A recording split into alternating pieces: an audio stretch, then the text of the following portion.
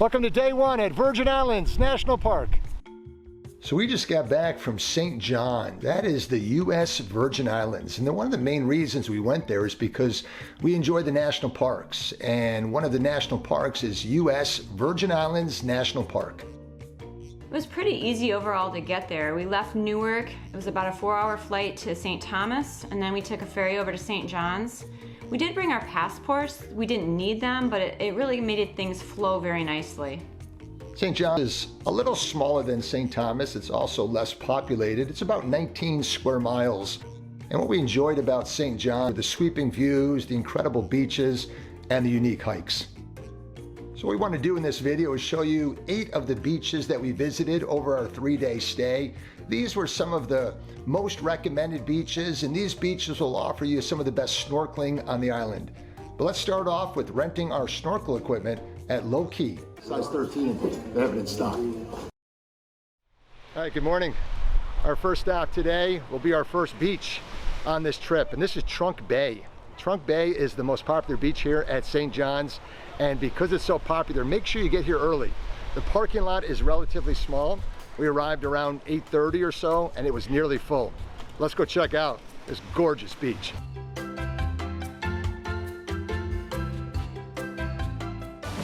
Wow, this is really beautiful. So here we are at Trunk Bay. It is true it is the most popular beach, but I think in many ways it's the most beautiful beach. I think the color contrast in the water provided some really good photo opportunities.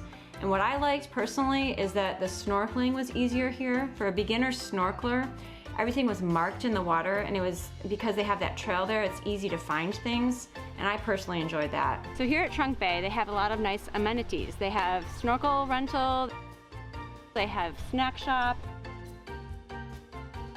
they have bathrooms, anything that you need for a nice day at the beach. As soon as you exit the parking lot, you'll see the admission stand, which is right behind me.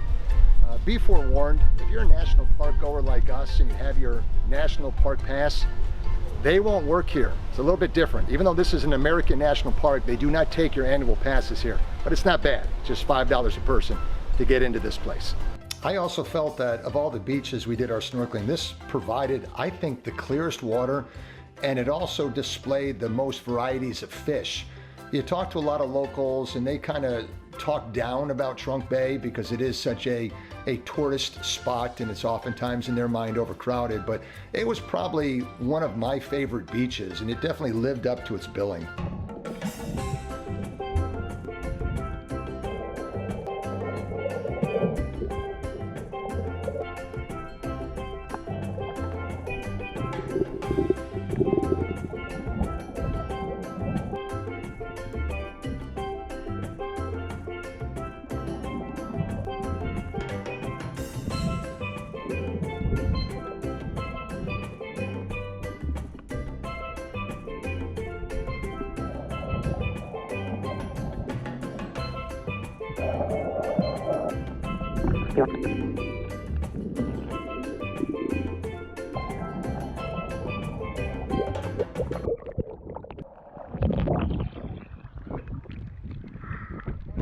As Julie mentioned, there's also what they call the underwater trail that is there.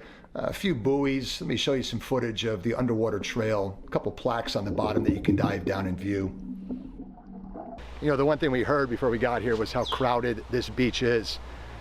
I guess it's all relative. Coming from New Jersey, this is not a crowded beach at all. I guess the small parking lot really kind of limits the crowd tremendously, but I felt it was very comfortable here, even though we were here at pretty much peak time of the day. Maho Bay, that's our first stop today. We're gonna do some snorkeling. This is the place we were told that you could find the turtles.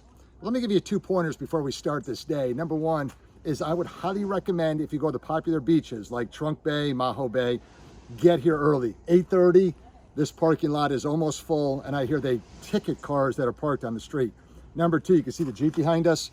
Julie, you're nodding your head right now. Yeah. Without a doubt, even if it costs a couple extra bucks, get a Jeep when you come here. A lot of steep hills, a lot of dirt roads. I mean, almost impossible without four-wheel drive on a couple occasions, especially when that road gets wet. But hey, enough of me talking. Let's go see if we can find some turtles. Here we are at Maho Bay. It's a beautiful white sand beach, relatively easy to get to. The beach is kind of shallow and sandy on the shoreline, but there are towering palm trees. It's really a beautiful beach to be at.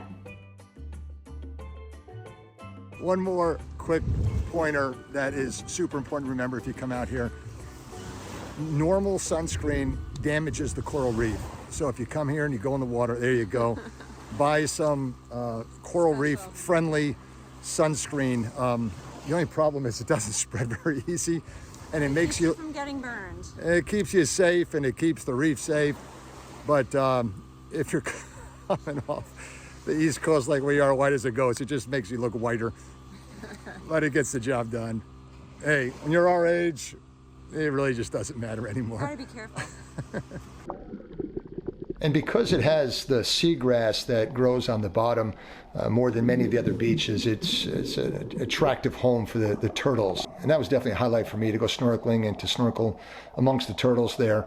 I zoomed in a little bit to get a little closer shot of these turtles in the edit, but it was neat to just swim near them and watch them do their thing in the water.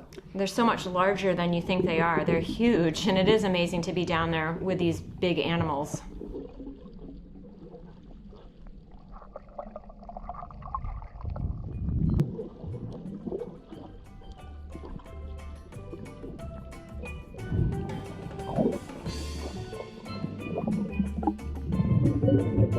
Kind of nice down here. Yeah, so what do you think of Maho Bay right now? It's pretty nice. It is Stay nice. here for a while. Didn't see much coral, but if you want the turtles, I understand this is the place to be. Pretty cool. Yeah. Not too many people here yet, but it's filling up pretty quick.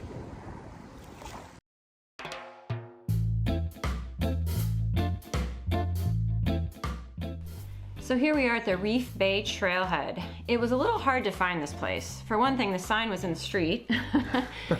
And so it was a little hard to find. We drove back and forth a few times, and then we finally found it and kind of had to step over a barrier.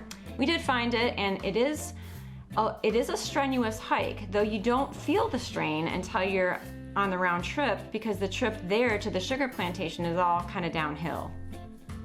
Yeah, so you have to work a little bit to get to this beach, and that's one of the advantages of it, because it takes so much work to get there. There's not a whole lot of people that are at the beach when you arrive. You can see we arrived, it was a little overcast this day. We actually had to walk back in the rain, which you'll see very shortly. As far as the sugar plantation goes, it was a Danish sugar plantation, and we can see the ruins that are still here.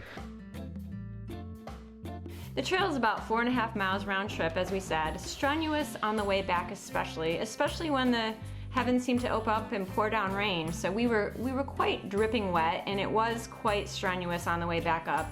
But it was beautiful, and I really enjoyed the hike. What do you say? Happy 25th wedding anniversary. Ah, thanks. What a way to celebrate.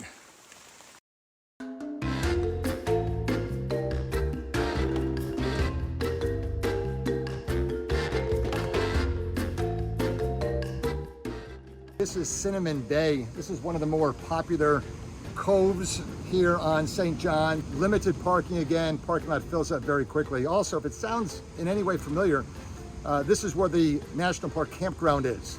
And when that hurricane came through 2 years ago, it demolished this area. And the campground, I've called the last 2 years, they still have yet to reopen. But let's show you Hansen Bay. A little windy today. Not sure if we'll get in there and do any snorkeling, but it is a beautiful little cove right here on the water. Because of where it's situated on the island, the winds were pretty strong, and so were the current that day. So we decided not to go snorkeling, and we actually didn't even stay long because it was really, really windy.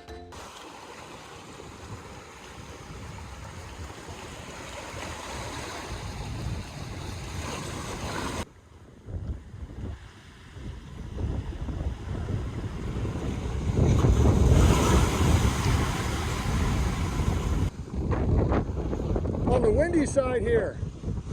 Maybe find a different spot to sit. Maybe we should go to the other side of the island.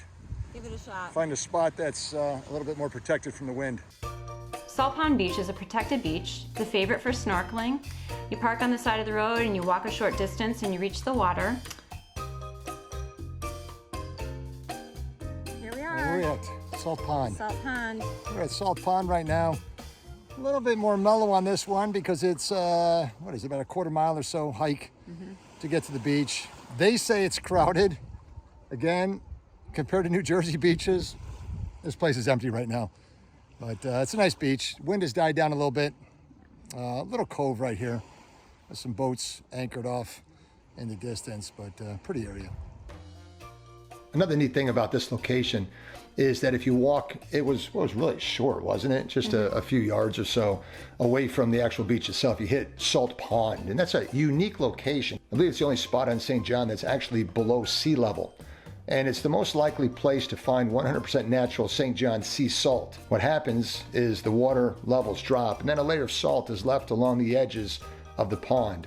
As a matter of fact, if you get on this trail and continue on this trail, you can get to Ram's Head. That's another favorite hike for many people. I was even told that's one of the best spots to see a sunrise.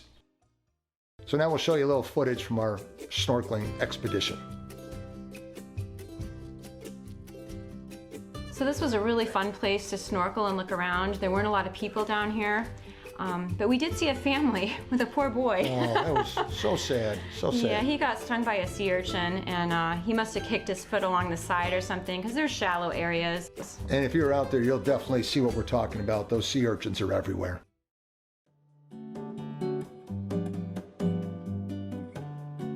Welcome to Haulover Beach. It's a little bit of a hike to get here, a lot of big hills. But if you can endure that, it's worth the drive because you've got a beautiful coral beach here, all little different pieces of coral, big coral, little coral, all over the place. And it's in a nice little cove area, so you're shielded a little bit from the wind. Some nice shade trees. It's a great place to come. So here we are at Haulover, and this is actually our last place that we jumped in the water and did some snorkeling. Good snorkeling. We didn't get out too far. Sunlight was getting limited at this point. This, I heard, is also a great place to do snorkeling because it's not uncommon for some of the deeper water species of fish to come in, patrol this bay. Also, we were told that some of the most dramatic underwater coral on the island is located here at Haulover.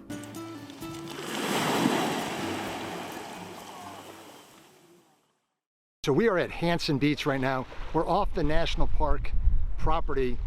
We're on the far east end of St. John's. This is one of the locals' favorite beaches.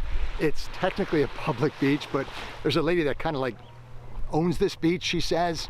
So super sweet. I asked her for permission to fly the drone. She had no problem. You'll see her and her friends in the video very shortly. Their friends are not my friends. We had a great talk with each other, but this is a beautiful beach.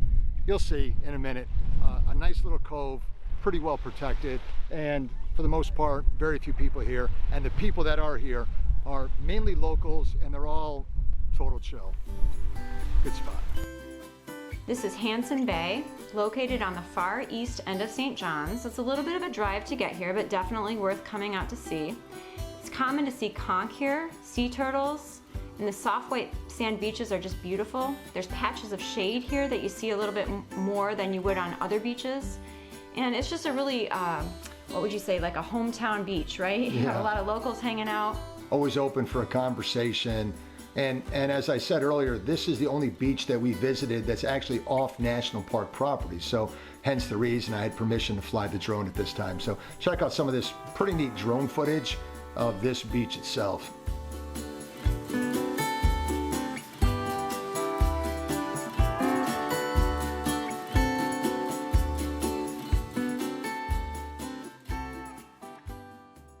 All right, this, folks, is the life on the Virgin Islands right here. These are my new friends here at Hansen Beach. Look at these guys. All right, you guys are awesome. Thanks for having me here. All right, hope to see you again. You guys take care. Pleasure meeting all of you. So this is our last stop of the day as the sun is setting. We're really close to Reef Bay. If you come here to St. John's, that's probably where you'll be staying. We're on the west end of the island. Kind of late to do some more snorkeling. We're going to show you around and then we'll bring this video to a close. Hawksnest Bay is about 2 miles from Reef Bay, which is near the main town. Here it's lined with grape trees, we're told. Not grapevines, grape trees. There's plenty of parking, plenty of shade. There are some pavilions where you could bring a nice picnic lunch. It is a narrow beach. There's not as much sand, but it is beautiful. It's a neat place to take some pictures, to just relax, and as that sun was setting, we're just going to allow the natural sounds at this time to speak for themselves.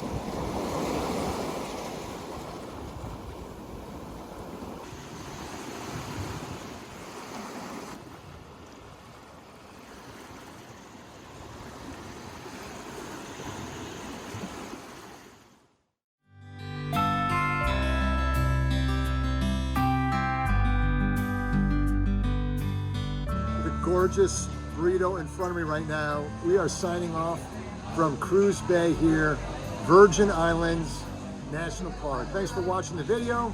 Hope you enjoyed it. 2 more days here at the Virgin Islands. If you haven't done so yet, please subscribe to the channel. And remember, here at America's Parks, from the Virgin Islands, there's room for you on every national park adventure.